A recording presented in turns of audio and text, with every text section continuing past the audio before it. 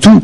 L'architecte est effectivement un de ces éléments-là qui a la capacité à faire une certaine synthèse qui est particulièrement forte. Mais les critères qui sont, alors qu'on connaît aujourd'hui, c'est quand on dit qualité environnementale, quand on dit durable, on pense avant tout énergie. Effectivement, l'énergie, pourquoi en soi consommer de l'énergie, c'est pas un problème. Le seul souci, c'est que l'énergie qu'on consomme aujourd'hui, c'est systématiquement trop souvent de l'énergie qui produit gaz à effet de serre, etc., etc. Donc c'est dans cette logique-là de préservation de l'écosystème qu'on dit priorité numéro 1 et que priorité numéro 1 a été donnée depuis déjà de nombreuses années à la question de l'énergie dans le bâtiment. C'est dans ce sens-là. C'est-à-dire que dans la réduction des consommations, des productions de gaz à effet de serre, etc., etc. Dans ce sens-là, il est essentiel de ne pas oublier les autres critères. C'est-à-dire qu'aujourd'hui, cette question de l'énergie est devenue le point sur lequel on peut dire que tout le monde s'est mis d'accord. Quand on dit BBC, aujourd'hui, tout le monde sait ce que ça veut dire. En réalité, c'est pas parce qu'on a BBC qu'on a qualité environnementale. C'est pas parce qu'on a un niveau de performance thermique qu'on a un cadre de vie satisfaisant. Tout le monde, je crois, ici autour de la table, sait comment on peut faire un BBC avec un bâtiment qui n'a par ailleurs aucune des qualités de qualité environnementale qu'on imagine. Donc c'est rentrer le plus en amont, au moment de la conception, des éléments de l'après, c'est-à-dire de comment ça sera géré, comment ça va fonctionner, pour qui est le voisin, qui va habiter à côté, comment faire pour que le voisin qui va arriver demain, qu'on connaît en général pas, puisse faire évoluer aussi le quartier, que tout ça puisse continuer à se développer, c'est-à-dire de ne pas figer l'idée à un moment donné dans un point précis. Oui. Alors on va parler du coût de tout ça, parce que bien souvent, on vient de parler de la Suisse, des différences de les honoraires des architectes, tous ces problèmes-là, ça coûte de l'argent. Je me tourne en fait vers Éric Vérax et puis Monsieur Tepaz, donc FPC et l'Intec.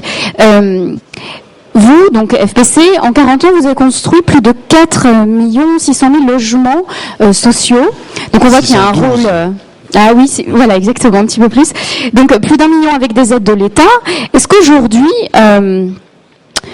construire développement durable, ça va pas avec, la qualité ne va pas avec le coût des bâtiments. C'est-à-dire, est-ce qu'il faut forcément avoir de l'argent? Est-ce que la qualité aujourd'hui environnementale est à la portée de tous ou pas du tout? Est-ce que c'est votre problème aujourd'hui? Alors, oui, c'est un peu un problème. C'est-à-dire qu'évidemment, plus on construit bien et quand même un petit peu plus c'est cher. On peut pas dire bon.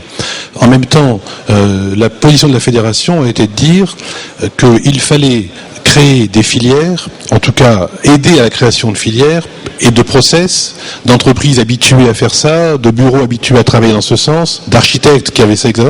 De telle sorte que ce qui était il y a encore 3-4 ans marginal, expérimental, devienne dans 2-3 ans la norme. Et c'est pour ça que la fédération a initié, je dis bien initié, le mouvement cellier vert, VERT, en disant, et on a demandé que le cellier non vert disparaisse plus vite et très vite, de telle sorte que on s'est obligé, et on a obligé nos partenaires, en disant, maintenant c'est comme ça. Hein. Alors, c'est pas tout le développement durable, j'ai beaucoup aimé ce que dit le président, parce que c'est vrai que c'est pas que le BBC, faut pas, mais en tout cas, on part par un élément de départ, c'est le BBC, et donc on a multiplié par 20 en 18 mois le nombre de permis de construire BBC déposés. Alors c'est une révolution. Dans 2 ans, ça sera 90 ou 95%. Bon. C'est énorme, c'est un mouvement énorme, même si on sait bien ensemble à quel point ça va pas être facile, au-delà des mots après, de le vérifier, de le contrôler, de le faire vivre. Mais ça, c'est un mouvement important.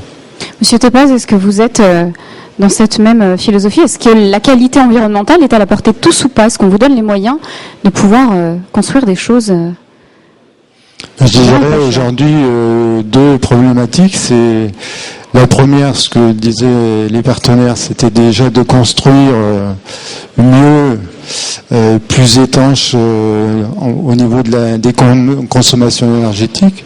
Pour autant, les maîtres d'ouvrage n'ont pas de planche à billets, à ce que je sache, donc on construit aussi dans des budgets qui étaient avant. Et puis la nouvelle problématique pour nous, les économistes, c'est qu'on essaye de vendre, je dirais quelque part, la question du coût global, c'est-à-dire que une chose est de construire aujourd'hui mieux avec des matériaux qui consomment moins d'énergie et des bâtiments qui consommeront moins, mais c'est aussi de penser que ces bâtiments, après la décennale, auront encore une vie. Pour autant avoir une vie, c'est aussi entretenir ces bâtiments. Donc notre souci aujourd'hui, c'est, en tout cas pour la maîtrise d'ouvrage public, parce que c'est plus facile que dans le privé, c'est aussi de dire que ce bâtiment a une vie, au même titre qu'on entretient sa voiture. Eh bien, un bâtiment, il faut l'entretenir, donc il a un coût aussi au-delà de l'investissement. Voilà, donc on est sur les deux facettes. Mais la problématique principale aujourd'hui, c'est que les maîtres d'ouvrage n'ont pas plus d'argent pour construire plus performant. Donc, c'est un jonglage dans l'équipe de maîtrise d'œuvre entre, je dirais, l'architecte et les autres BET pour essayer de construire mieux. Alors justement, concernant ce problème de coût, est-ce qu'il y a suffisamment d'aide de l'État ou pas suffisamment? Qu'est-ce qu'il faudrait Où est-ce qu'on pourrait glaner de l'aide? Essayer de faire changer ces choses-là. C'est quoi qui doit devenir moins cher ou alors plus accessible? Je pense qu'on ne peut pas demander à l'État systématiquement d'intervenir. Nous, ce qu'on a souhaité, c'est qu'il soit initiateur, en disant donnons un signal fort. Ce signal fort, c'est qu'aujourd'hui, quand on va voir un architecte, on lui dit voilà, fait un bâtiment, a priori, il est en BBC. A priori, on dit pas bon. Donc si on veut pas ça, faut le préciser, j'ai envie de dire. D'accord ? Donc voilà. Donc l'aide qui a été apportée par l'État dans ce domaine, demain matin, elle sera plus nécessaire parce qu'elle sera logique. On fera ça normalement, si vous voulez. De la même manière qu'aujourd'hui, c'est pas la peine de subventionner les voitures qui consomment moins. Elles consomment moins, quoi. Voilà, vous voyez. Bon.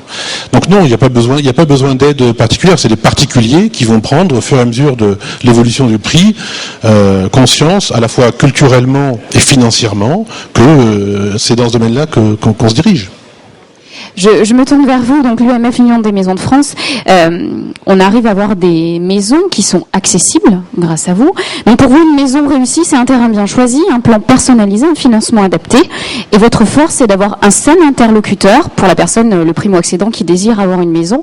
Comment réussissez-vous à tout fournir et à justement livrer des maisons qui sont sur pied en vous passant parfois d'architectes ou de certains échelons du métier? Comment ça se passe pour vous? Comment ça se passe? Alors on se passe parfois d'architectes, parfois non, ça dépend des projets. Donc nous on intervient un petit peu, je dirais à la fin du processus, puisqu'on travaille sur des zones qui ont déjà reçu un aménagement foncier, notamment les lotissements, etc. Donc nous, notre rôle, c'est de travailler principalement sur la construction. C'est vrai que tous les points au préalable sur les problèmes de transport, etc. C'est pas trop notre rôle. Donc nous, effectivement, on va se concentrer à fournir des maisons donc dans son ensemble avec un seul interlocuteur. Mais pour ça, bien sûr, on s'associe également, comme le font les architectes, de bureaux d'études thermiques, d'économies de la construction, de bureaux de béton armé, etc. Au niveau économie d'énergie, donc c'est vrai que nous on se focalise donc maintenant sur la norme BBC et sur la consommation de la maison. Alors c'est vrai qu'il n'y a pas que ça dans le développement durable, mais il faut quand même savoir qu'en France, je crois que c'est 45 ou 47% de la consommation d'énergie qui est due à la consommation du bâtiment pour son fonctionnement, pas pour la construction, pas pour le transport. Donc c'est quand même le plus gros poste de consommation. Donc là, la norme BBC qui va devenir obligatoire au 1er janvier 2013 justement a pris en compte ce point-là. Et donc le but c'est de construire des maisons qui consomment grosso modo 3 fois moins que les maisons qui sont à la réglementation actuelle. Donc aujourd'hui on a des solutions techniques qui sont relativement simples pour pouvoir proposer ces maisons. Malgré tout, voilà. Alors malgré tout, on peut dire qu'on a une fourchette de surcoût qui va se situer entre 7 et 15% selon la maison. Donc pour un primo-accédant, c'est un coût qui est pas toujours accessible puisque déjà c'est difficile aujourd'hui avec le prix du foncier de pouvoir pour un jeune couple accéder à la propriété. Donc pour cela il y a des aides. Donc on est en pleine transition. On a appris depuis hier les nouvelles réglementations. Donc jusqu'à présent on avait un crédit d'impôt qui était majoré pour le BBC. Et grosso modo les aides de l'État compensaient quasiment le surcoût d'investissement sur une maison. Demain, le système va changer, donc on n'aura plus de crédit d'impôt sur les intérêts d'emprunt, mais un prêt à taux zéro majoré. Donc qui est à la limite plus intéressant que le crédit d'impôt parce que il intervient tout de suite au moment de l'acquisition, alors que le crédit d'impôt il était étalé sur les 5 ou 7 années suivantes, donc c'était pas réellement une aide à l'achat. Le seul petit bémol que je mettrais sur les nouvelles mesures, c'est que le prêt à taux zéro et la majoration du prêt à taux zéro pour construire BBC est réservé aux primo-accédants. Alors c'est très bien pour grosso modo 50 ou 60% des acquéreurs, puisque je crois qu'en maison individuelle on doit être à 50 ou 60% de primo-accédants. Ceci dit, tous les gens qui font une deuxième ou troisième construction, et ça représente quand même un volume important, qui bénéficiaient des anciennes mesures de crédit d'impôt et qui étaient des gens qui avaient peut-être un peu plus les moyens et qui n'hésitaient pas à investir un peu plus pour faire du BBC, aujourd'hui ils n'auront plus d'aide. Donc est-ce qu'ils vont le faire Donc à nous de les convaincre de le faire. C'est justement ce que j'allais vous poser quand on vous voit tous là réunis.